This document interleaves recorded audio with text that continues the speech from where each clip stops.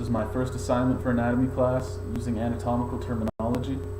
Keep in mind as I go through the terminology that it refers to a person in the anatomical position, which is feet together, arms extended at your side, palms facing forward.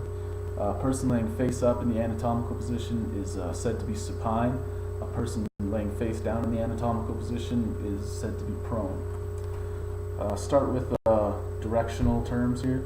We have anterior or ventral, which is the front or the belly side, posterior or dorsal, which is the back or the rear, cranial or cephalic, it's towards the head, superior is above or at a higher level, inferior is below or at a lower level, caudal is towards the tail or the coccyx in humans, medial toward the midline of the body, lateral is away from the midline of the body, proximal towards an attached base like the shoulder or the hip, distal is the opposite of that, away from a fixed base.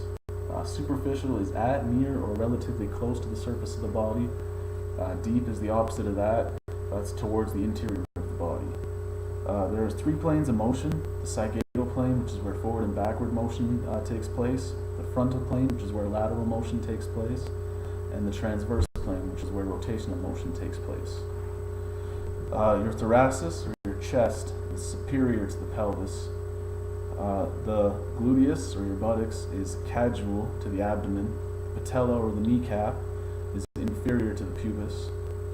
The brachium, which is the segment of the upper limb closest to the arm, is proximal to the manus, which is your hand. And your pes, or your foot, is inferior to the tarsus, or the ankle, which means it's at a lower level.